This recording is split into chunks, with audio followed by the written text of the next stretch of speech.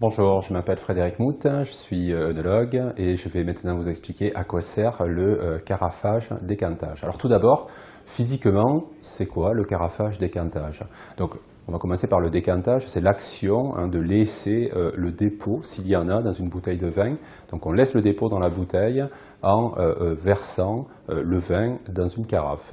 Alors le dépôt, vous savez que c'est un petit peu l'apanage des vieux vins, mais c'est aussi, on peut en trouver aujourd'hui dans des vins qui soient jeunes, parce que la plupart des vins de qualité aujourd'hui ne sont plus filtrés. Donc l'opération de décantage est souvent nécessaire sur les vins actuels. Alors, qu'est-ce que le carafage? Donc, le carafage est l'action de verser, de faire passer le vin de la bouteille dans une carafe. Le but, c'est de mettre en contact le vin avec de l'air ambiant, de le brasser avec de l'air. Vous savez que dans l'air, il y a 80% d'azote et 20% d'oxygène. Et l'oxygène, qui est un oxydant, va avoir un effet sur le vin. Et on va voir d'ailleurs quels effets va générer l'action de carafer un vin.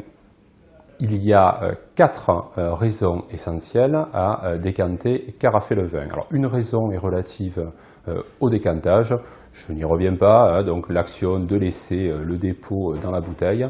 3 autres raisons sont relatives au carafage. Alors, la première de ces 3 raisons est l'ouverture aromatique des vins. Alors souvent, les vins, et notamment les vins jeunes, ont de la difficulté à s'exprimer aromatiquement. Donc les mettre en contact assez violemment d'ailleurs, parce qu'un carafage c'est assez violent pour le vin, les mettre en contact avec l'oxygène de l'air va permettre de les ouvrir aromatiquement et de faciliter leur expression aromatique.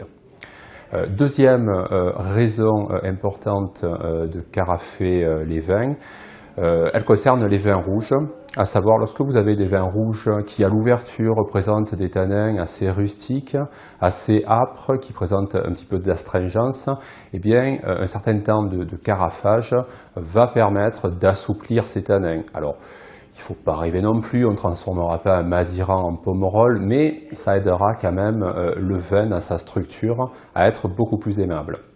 Alors une question que l'on se pose fréquemment: combien de temps carafer un vin? Alors je vais vous faire une réponse de Normand à cette question. Ça dépend. Ça dépend du vin essentiellement, et vous savez c'est quelque chose d'assez empirique, donc il n'y a pas vraiment de règle précise. Carafez toujours vos vins 3 à 4 heures. Ils ne pourront qu'y gagner de toute façon. Donc vous ouvrez votre vin vers 9 heures du matin par exemple pour une dégustation lors d'un repas qui va avoir lieu à 12 heures, 13 heures.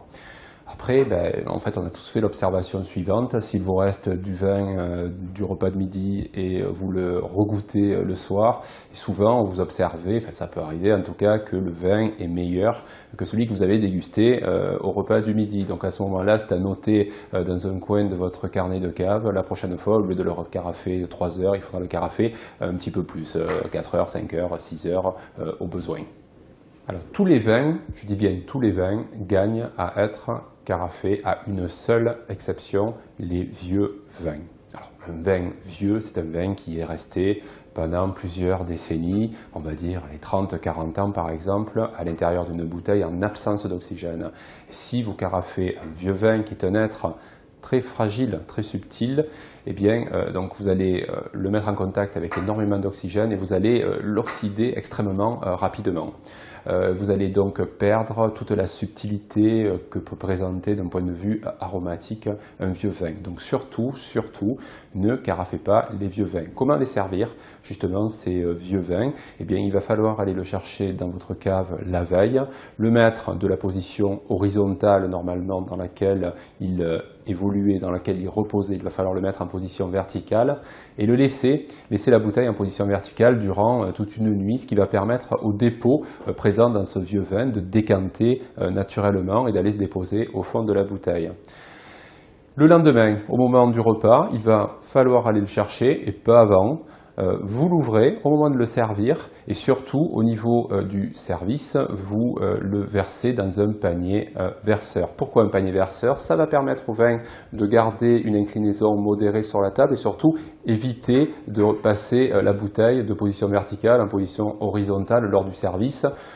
phase pendant laquelle vous allez perdre tout l'avantage de la décantation que vous aurez effectué donc la nuit qui aura précédé la dégustation de ce vin. Donc vous voyez que le carafage décantage, c'est quelque chose qui est extrêmement important, qu'il faut savoir maîtriser parce que ces actions-là vont vous permettre de profiter au mieux de vos vins et de leur faire exprimer le maximum de leur potentiel.